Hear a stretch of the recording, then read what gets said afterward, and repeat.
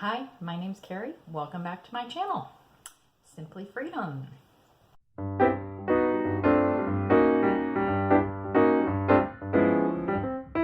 So let's talk today a little bit about the mental load of Christmas. I think a lot of people feel overwhelmed during the holidays. I know there's obviously a group that feels very excited by the whole thing. And there's no reason not to, for sure. There's really a lot of joy in the seasons of these holy days that we're having. I myself have experienced stress during the Christmas season, and I have been on the phone or talking with friends about their own stresses at different times. Sometimes it's about the expectations of where they spend Christmas. Sometimes it's about the gift buying, who to buy for, the reciprocating of gifts, the events they have to go to. It's just overwhelming. And usually there's that mental load of the holiday on top of everything else that we already have going on. We still have to continue to go to school. Sometimes we are sick and still have to deal with those illnesses. Still going to work, still cleaning the house. But what I've noticed is, and it took me a while to realize it was a real thing, this mental load of Christmas, that a lot of us are not tuned into that. We might know a little bit that we're stressed and overwhelmed, but we don't realize how we're thinking about the holidays and the things that we say to ourselves about the holidays, the things we say about the people we have to give for, or the expectations. And so my thought to you on that, if you're aware that there's this mental load, and even if you're not, is to start asking yourself some questions about what stresses you out most about the holiday season.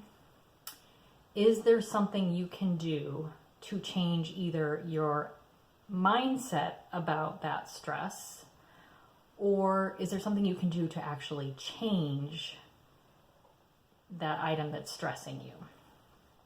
You kind of have to start evaluating. You have to be asking yourself questions. What can I do to make this season enjoyable? What's the most important? And it's going to take all different forms. For everybody, it's going to be different. I mean, some of us, want to buy for everybody on, a list of 50 people, let's say. And that makes us happy and joyous, and we love going out and we're shopping and being in the stores and doing the wrapping. And that's beautiful, and that's wonderful, and that's generous to be in that place. And if it's not overwhelming you, by all means, please continue to do that. That really have to think about, how are you feeling when you think about certain things or doing certain things. Some people dread going to those holiday parties with their spouse. They have no fun at those whatsoever. Maybe that's something you opt out of. Maybe you're giving gifts to people who don't reciprocate a gift to you. Not that I think that you should only give a gift if it's reciprocated. I think you should give the gift if you feel like you've found a gift that is meaningful to that person and it feels good to you to be the one to give it. I think we also have to realize too, sometimes, that the gifts don't have to be given on the date that they're expected. Obviously, if you're getting together and the whole plan is to open gifts, then that probably is expected. But if your family member lives across the country and you're mailing the gift, you could consider saying, I'm going to mail your gift in January, and let them know. Say, I'm still looking for the right thing for you, and I'm going to mail your gift in January, or when I have it, I will send it to you. And it may not be until May that you have that gift. All the things we think that are expectations, I think so many of us we're doing more than we really want to do. More than is maybe meaningful to us. And I think even sometimes as parents, we think we have to buy these big gifts and have all these activities that we do with our children and photograph every moment. And And I think sometimes we need to step back and realize that whatever we do is the memory that the kids will remember. Our family has this kind of giant nutcracker. I guess it's not giant compared to probably some, but it's, like 2.5 feet tall. And on a whim one year, I bought that at a grocery store for $10. And, it was definitely fun at the time. But what's interesting is now they call that tradition. It is tradition to have the nutcracker come out at Christmas and just be in the space. Like, that is important to them. That's the memory. If I asked them, what gifts did you get every Christmas for your entire childhood, they're not going to remember all of them. They probably are going to remember the bigger ones that they really, really wished for and actually got. But they're not going to remember all the gifts. They're going to remember how they felt doing activities or going places, or just the excitement of something that happens during the season. That's their tradition. It's what happens in your house. And I don't even think you have to create, 20 traditions.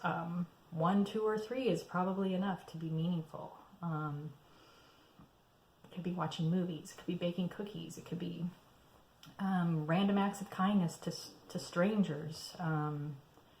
There's all sorts of things you could do, but it doesn't mean that you have to do them all. If we're in the mode of trying to simplify our lives, we do have to evaluate the holidays and the expectations of friends and family. And that looks different for everyone. I think the main thing I want to get across is that we need to be kind to ourselves. We need to really step back and do what makes us feel happy. And for me, a few years ago, it was when I realized by, I think, someone's blog where they started planning in November. And I never planned for anything about Christmas until after Thanksgiving. We usually would put up the tree. The lights would not be working. We'd have to run to Home Depot or the hardware store and find new lights to put on. In the meanwhile, we've stopped everything, all the excitement of getting the tree out, and suddenly we have to stop everything because the lights don't work.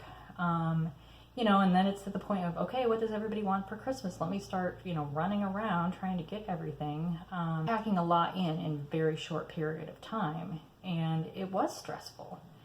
And until someone pointed out that you could do some of these things in November, the shopping particularly, the baking particularly, thinking about ideas in advance, that leaves more space for more joy, more peace in December.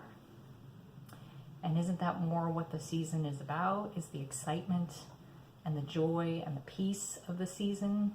While you may be watching this in very early December, at the beginning of Vlogmas, and maybe you just had Thanksgiving and you haven't started either, while you can't go back and do anything in November, you can still reduce what you have to do on your list, who you're giving to, how much you're spending. Try to simplify your shopping, doing a lot online. Maybe you don't decorate as much, but think about what things you really want to do that would be the most important to you. Is it sitting down and watching a movie every Friday night with your family with hot cocoa and all the fixins? Or is it going to look at lights? Is it baking? Is it not baking? Is it eliminating certain activities that sometimes you've been expected to do? The one thing you can say to family members or friends, if you've had traditions of doing things in the past, just say, this year, our family or I have decided I'm not going to do that, just for this year. So that they can know that it's not a permanent thing, that you're never coming to Christmas dinner again. And especially if you're one to travel, I think that can be accepted. And just communicate kindly that you're doing something different this year. It has nothing to do with them. This is all you and your choice in what you're doing to bring you joy. And you may opt out of something and realize later that you wish you hadn't opted out, and you'll know that for the following year. But if you think that it might bring you joy and relaxation, peace, try it out. Try it out for 1 year. See what happens. Talk to your immediate family members particularly, because things that you think your children or your spouse. If you think they think those are important, for all you know, if you talk to them, they may not think they're important at all. I always like to go looking at the lights around town, and I think my girls did initially, but I think the trips got too long. We probably weren't out more than a half an hour, but we were always on the hunt for some lights, and we didn't know really where we were going to find the lights. And so for them, it was kind of a letdown, and it was like, when are we going home? So, at some point we stopped doing that. Over time, I think you can find, over, several years, you can find a more meaningful and relaxing and less stressful Christmas. So that's what I'm wishing for you. Happy Vlogmas! See you soon. Bye.